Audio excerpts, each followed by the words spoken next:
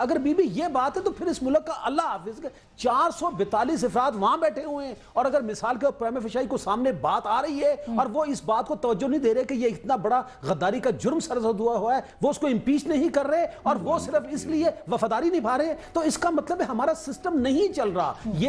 ये तो फिर हम तो फिर हवा में रह रहे हैं ना। बिल्कुल, सिविलियन रूल को अंडरमाइन तो करने की कोशिश ये लोग कह रहे हैं कि की जा रही है इस जरिए से, और अगर सारे मामलात अदालतों ने करने हैं तो फिर पार्लियामेंट का क्या की फौकियत रह जाती है। चौधरी साहब, आप इस पे कुछ कमेंट करेंगे? आप इसको, मैं तो ये नहीं समझ पा रहा कि सिविलियन रूल ये किस तरह है, यानी ये जो मैं पहले तो वो इनकी बात करना चौरब साहब ने जो कहा, देखिए ये एक तरफ तो ये कह रहे हैं कि हम हुकूमत को भेजना नहीं चाह रहे और उसके साथ ही तहरीक चला रहे हैं गोजरदारी को, यानी ये बड़ी मुतजाद किस्म की बातें कर रहे हैं। और ये बाकी रह गई सिस्टम की बात, तो ये सिस्टम जो है इसको आप ये नहीं कह सकते कि ये डेमोक्रेटिक सिस्टम है या ये डेमोक्रेटिक हुकूमत है। इसको आप शुरू से लेके अब तक देखें तो ये कंप्रोमाइज़ करके कहाँ से ये शुरू हुए। अमेरिका ने इनकी डील करवाई, फ़ौज उसके दरमियान में आई, यूएई उसका ग्रंटर बना, और दूसरी तरफ मियाँ साहब डील करके आए, सऊदी अरब उसका ग्रंटर बना, अमेरिका की उनके साथ एक अलग से डील, इनके साथ एक अलग से डील, बेनज़ीर को दरमियान से हटाया और जरदारी साहब को लेके आए। जरदारी साहब आसानी से जावेद हाशमी के मुकाबले में इलेक्शन हार जाते, उनको सदर बनाने के लिए जावेद हाशमी को पीछे हटाया और एक जज साहब को लेके आए। तो ये कोई इस तरह की हुकूमत नहीं है कि पब्लिक ने ये ख्वाहिश की थी तो और उसके मुताबिक ये हुकूमत बनी। सब लोगों ने वोट दिए इस पार्टी को, वोट दिए हैं, वोट किस तरह दिए हैं देखे ना, और किसी ने वोट दिए दरमियान में, देखे जिन लोगों ने वोट लेने थे उनको दरमियान से हटाया गया, लोगों की आंखों में धूल झोंकी गई है, लोगों के वोट लिए बेनजीर को रास्ते से हटाया गया और एक लहर पैदा की गई बाकायदा, वरना जरदारी साहब कहां से दरमियान में आ जाते। तो ये सारा कुछ यानी बड़ी साजिश है, और कहां जरदारी साहब को ले आने के लिए आप देखें क्या नहीं किया गया। यही बन रही है चौधरी साहब, यही इसी तरह की साजिशें होती हैं। क्या बन रही, देखें मैं तो ये सामने की बात है ना कि बेनजीर हट गई है, बेनजीर को कत्ल कर दिया गया है, आपको हुकूमत मिल गई है, और आपको हुकूमत मिल गई है, आपने बेनजीर का कत्ल का सुराग लगाने की कोई कोशिश नहीं की, और जितने उसके गवाह हो सकते थे वो उन सबको एक एक करके मार दिया गया है। तो ये किसने किया है, किसकी हुकूमत में हुआ है, किस तरह हुआ है? तो आप कहते हैं कि जी साजिश हो रही है, तो ये किस तरह ये हुकूमत जो है, आप कहते हैं कि ये पब्लिक ने इनको वोट दिया था, ये किस तरह का वोट दिया था, किसके लिए वोट दिया था? की वही कुफ्ते, वही लोग कातिल हैं जिन्होंने शहीद जुल्फकार अली भुट्टो को शहीद किया, जिन्होंने वो शहनशाह को किसने मार दिया? मेरी बात सुने, अभी तक हम इतने जो गवाह था उसको किसने मार दिया, वो कहाँ पे था कि उन लोगों पे हाथ डाल सके? आप पुलिस वालों को तो पकड़ सकते हैं, लेकिन जो असल जो ताकतवर लोग हैं आप उनका नाम भी नहीं ले सकते इस मुल्क में। नाम नहीं ले सकते, मैं तो कह रहा हूँ कि भाई ये आपने खुद किया है, आप भी नहीं ले सकते। जरदारी साहब उनके पीछे हैं, वो वरना वो कहाँ कैसे और दूसरी कैसे खत्म हो गई? आप अजीब बातें करते हैं, साजिश आप खुद करते हैं और उसका हिस्सा है। चाहते हैं, और अगर उसमें बार बार जनरल्स ने इंटरवेंशन किया है, हम उसकी मजम्मत करते हैं, हम उनके खिलाफ खड़े हैं, और हमारे कायद ने अभी भी इस रिसेंट ये जो पूरी एपिसोड हुई है उसमें सबसे वाज़ेह तरीन बयान उनका है। और मैं ये जो भी उन्होंने बात की चौधरी साहब ने, मेरी ये गुजारिश है, मियां नवाज शरीफ ने अमेरिका से कोई डील नहीं की, आप रिकॉर्ड निकाल के देख लें। मोहतरम चेयरमैन तहरीके काफ जो हैं पिछले 3 महीने में 2 दफा अमेरिका तशरीफ ले गए, लेकिन मोहम्मद नवाज शरीफ और शहबाज शरीफ पिछले 4 साल में अमेरिका नहीं गए, और ना ही उनसे कोई बात करते हैं और ना ही डील करते हैं। गमले में उगे जर्नैलों के, ISI के गमले में उगे, आप क्या बातें कर रहे हैं जी?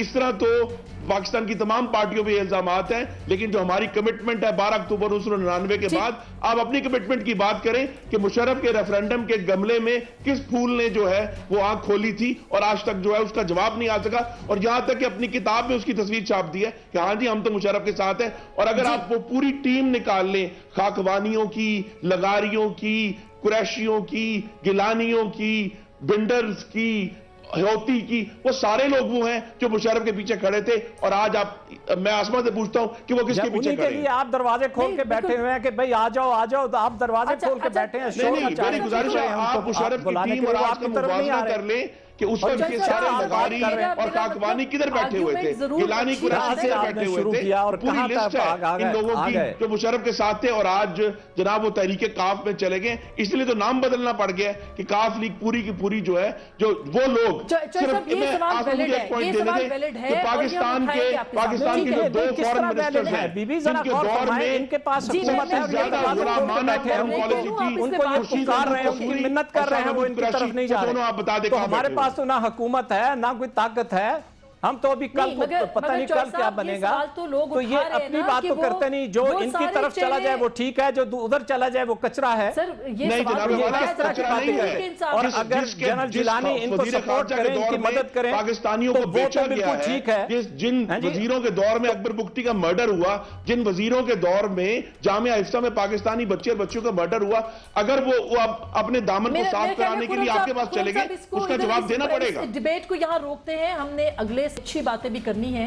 एक छोटी सी ब्रेक लेते हैं, ब्रेक के बाद वापस आएंगे। 2012 अवामी हुक्मरानी, जमहूर की हुक्मरानी का साल किस तरह से हो सकता है, और ये वो ख्वाब जो कि मैं देखती हूँ, जो कि चंद साहब देखते हैं, जज साहब देखते हैं, खुरम साहब देखते हैं, चौधरी साहब देखते हैं कि जमहूर की हुक्मरानी हो, वो कैसे मुमकिन होगा। एक छोटी सी ब्रेक के बाद मिलते हैं।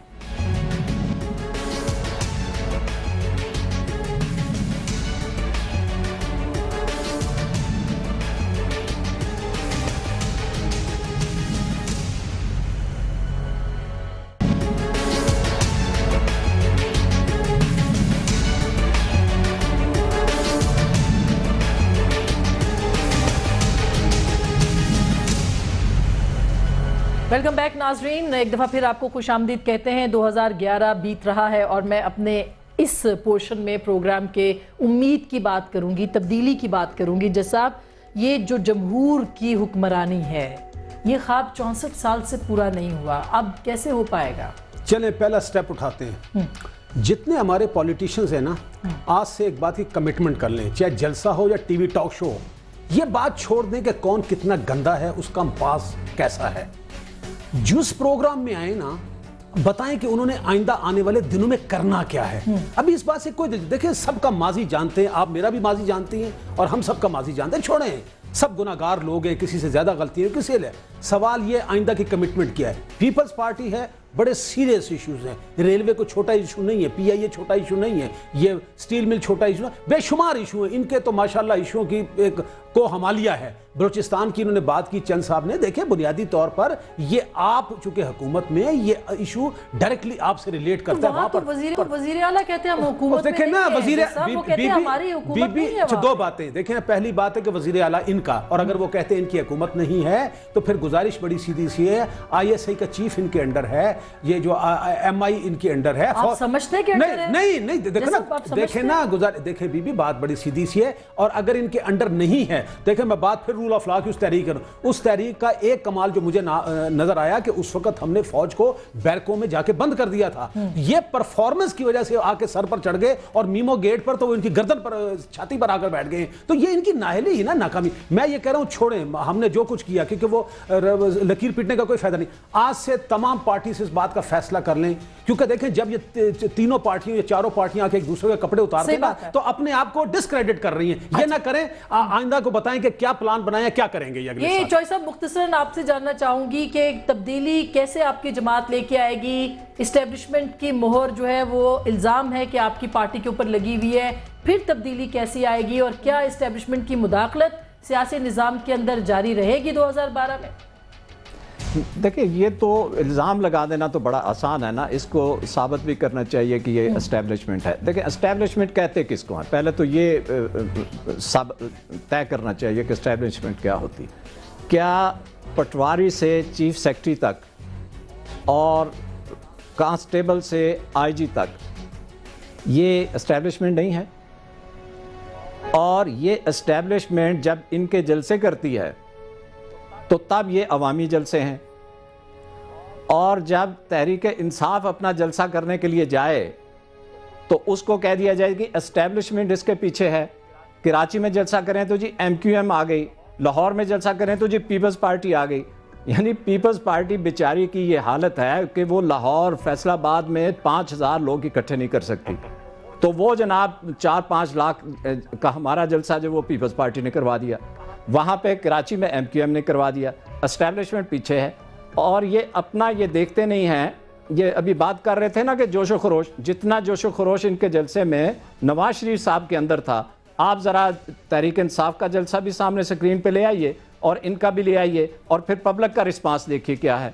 तो इस तरह ये बात नामुनासिब है कि ये कह दिया जाए कि जी एस्टैब्लिशमेंट, मुझे ये इमरान खान ने बड़ी अच्छी बात की है कि आप ये बताएं कि एस्टैब्लिशमेंट तहरीक इंसाफ को क्या दे सकती है। पार्टी वाले, ANP वाले और ये PMLN वाले शिकवा करते हैं मीडिया के साथ कि 7 घंटे कोई चैनल ने, किसी ने कोई और जलसा नहीं दिखाया सिवाय ऐड भी कोई नहीं दिखाई। ये भी बात है। बिल्कुल ठीक। तो फिर क्या समझा जाए?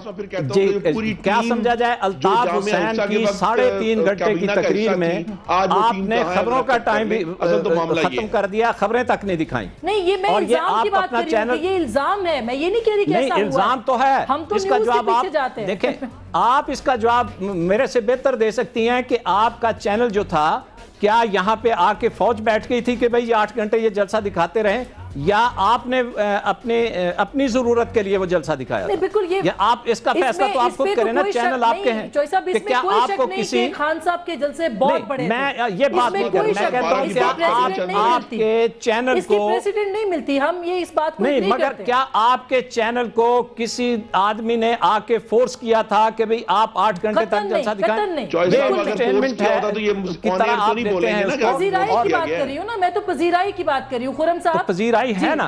और उस वजीराई को आप एस्टैब्लिशमेंट की बात कर रहे हैं, इनके जलसे और हमारे जलसे दोनों स्क्रीन पे सामने ले आए और पब्लिक का जोशो खरोश देख लें, आपको पता चल जाएगा एस्टैब्लिशमेंट का जलसा कौन था और आपको पता चल जाएगा पब्लिक का जलसा कौन था। और अगर आप जानना चाह रहे हैं कि अगले साल में पब्लिक बड़ा शहर है, जमहूर की बात करना चाहती है तो सुन ले कितना फर्क है दोनों में। ये लोग गैर मकबूल हो चुके हैं और अगर जमहूर की बात करनी है तो जमहूर का मामला सिर्फ यही है कि इलेक्शन अनाउंस कर दें। इलेक्शन ही जमहूर की आवाज हो सकते हैं। और हमें अगर वाकई सिविलियन सुप्रीमेसी चाहिए तो फिर आज भी मुस्लिम लीग नून के दरवाजे खुले हैं हुकूमत के लिए। हमसे बात करें कि हमने वाकई जो है इसको लेकर आना है, ताबे करना है। पार्लियामेंट पे भरोसा नहीं किया आपने?